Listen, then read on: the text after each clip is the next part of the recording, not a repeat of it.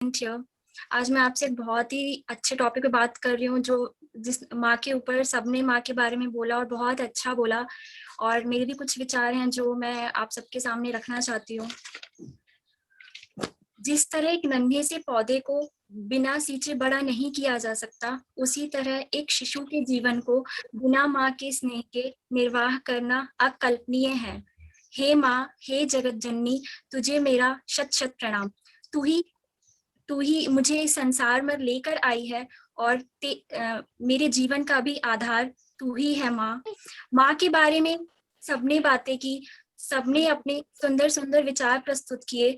सच में जिनके पास माँ है वह दुनिया की सबसे भाग्यशाली इंसान है, क्योंकि माँ की तुलना इस संसार में ना तो किसी इंसान से की जा सकती है और ना ही किसी वस्तु से। उदाहरण के लिए मान लीजिए, घर का चिराग यानी माँ का बेटा घर आते आते अगर बारिश में भीग जाता है और बहुत ही बुरी तरह भीग जाता है, वह जैसे ही घर आता है पिताजी बोलते हैं, अरे बेटा तुम कैसे भीग गए, अब तो तबीयत खराब हो जाएगी। बहन बोलती है, बारिश में भीग गया ना तू, छाता लेकर नहीं जा सकता था, जब तबीयत खराब होगी ना तब पता चलेगा। तो उधर से भाई की आवाज आती है, अरे तू बारिश में भीग गया, एक फोन ही कर देता, मैं तुझे लेने आ जाता।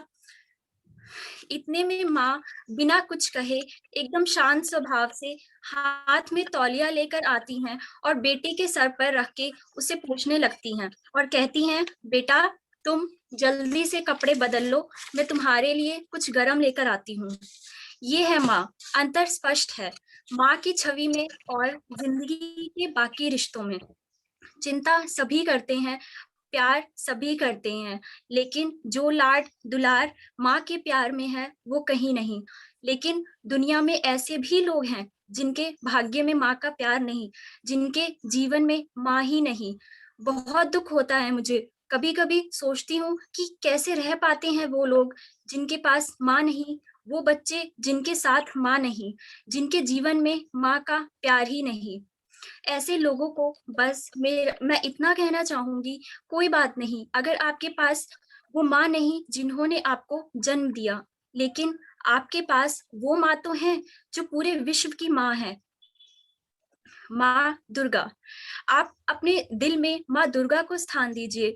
जी हाँ, वो माँ दुर्गा जो पूरे विश्व की माँ है, जिसे पूरा विश्व माँ जगदम्बा, माँ जननी के नाम से जानता है।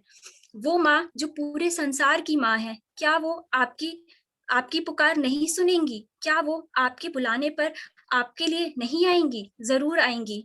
बस एक बार अपने हृदय में माँ दुर्गा की छवि की कल्पना तो कीजिए। वो जहां भी होंगी आपके हृदय में आकर वास कर जाएंगी।